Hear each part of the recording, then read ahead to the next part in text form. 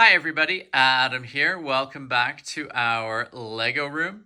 Today's video is all about lighting, and specifically we're going to be taking a look at how our city is coming back together, the current state of the lighting in and around the city, as well as some of the other lighting that I'm starting to look at working into the layout. So lots to cover. Let's dive in and get started.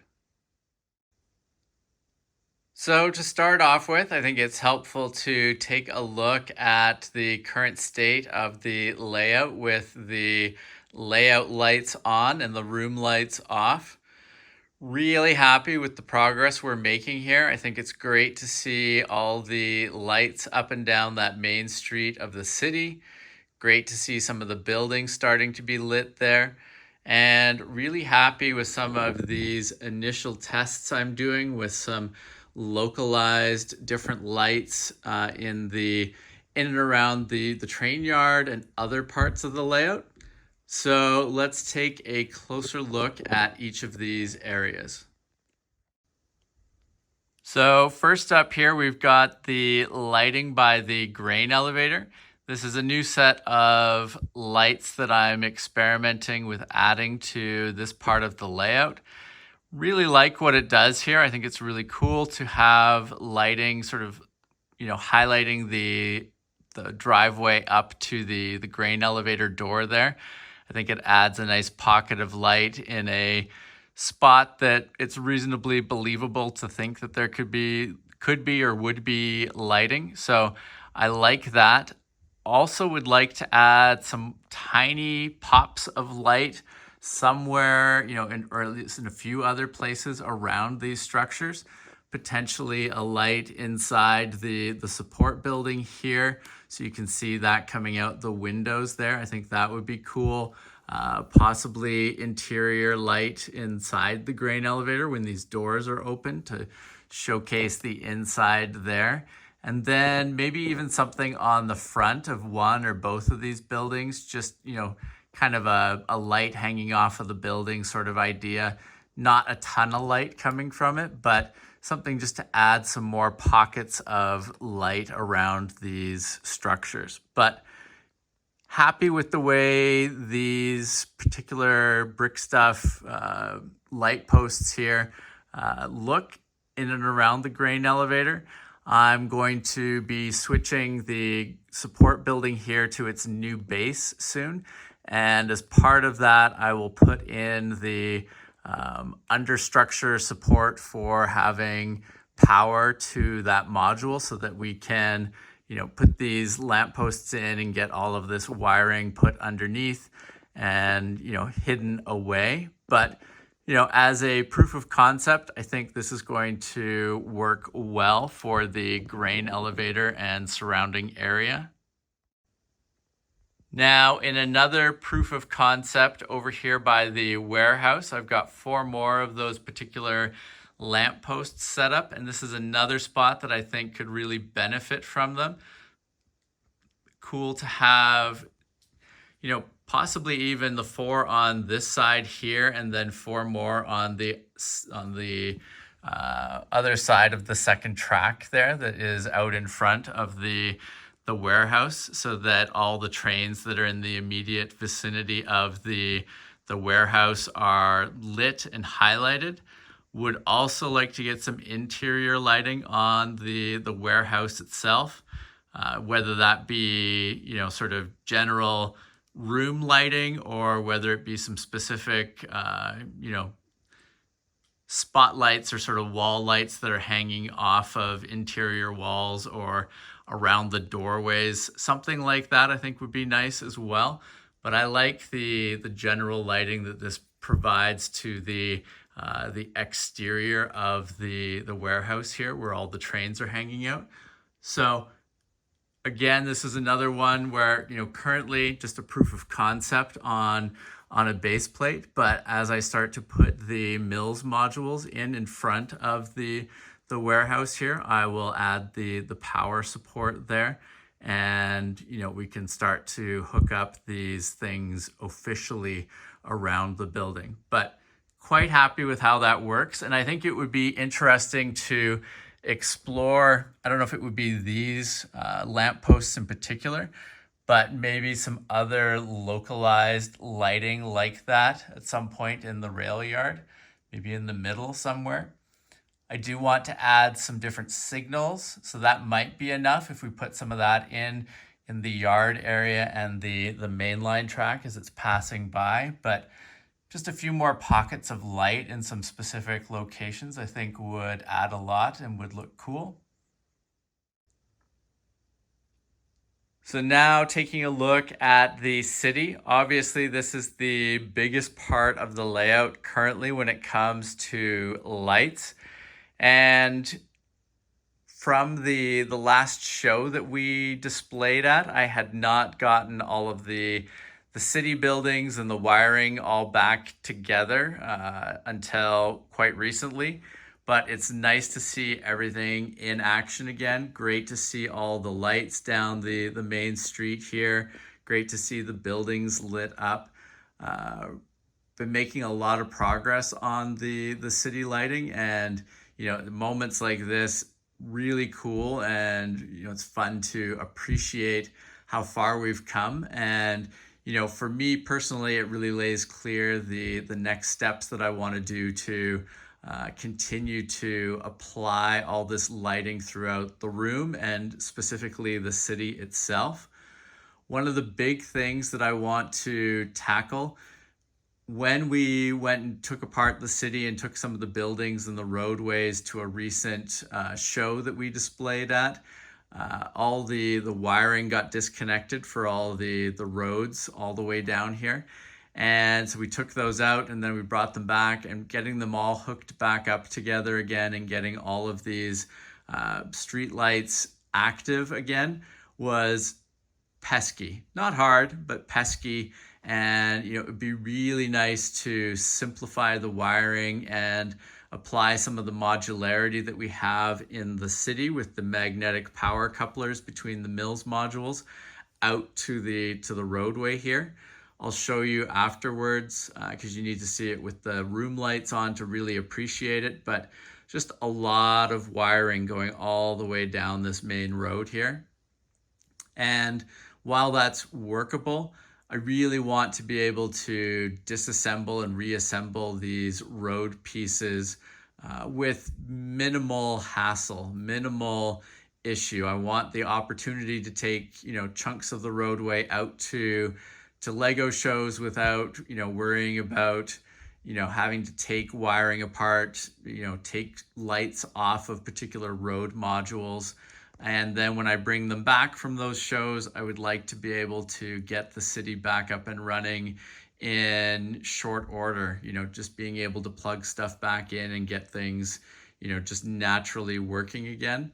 So that is one of the big things that I want to accomplish in the next month here, is not only continuing to expand out these Mills road modules, because we've got a number of the parts for that and we want to get that done, but also just going through and tidying up the wiring here, making these road modules as modular as they can be.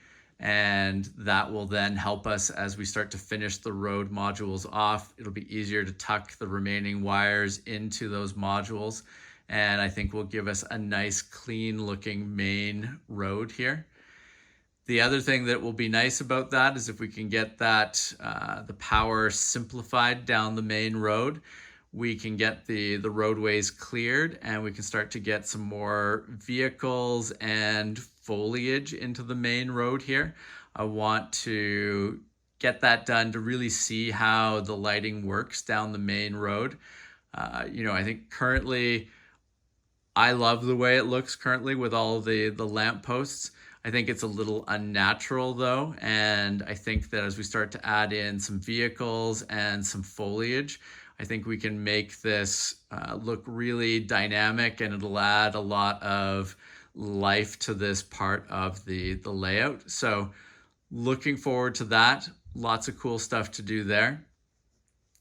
The other big thing, I guess two other big things. One, you'll notice as we go down the main road here, a number of the buildings have lights on the interior parts of them. So the Lego store is lit. The bank is not lit yet, but the bottom floor of the jazz club and pizzeria are lit.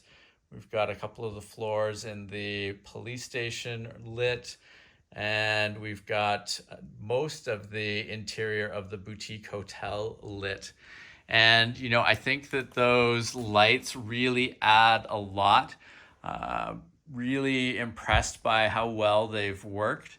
And I've got most of the parts or all the parts I need to continue to add lighting throughout the other modulars in the city. So I really want to make an effort here to get some more lighting going on the interiors of our buildings and understand what parts I still need to finish that off. With that kind of goes hand in hand. I want to make a big push here to get this back part of the city, the second roadway and the second block of modulars up and running.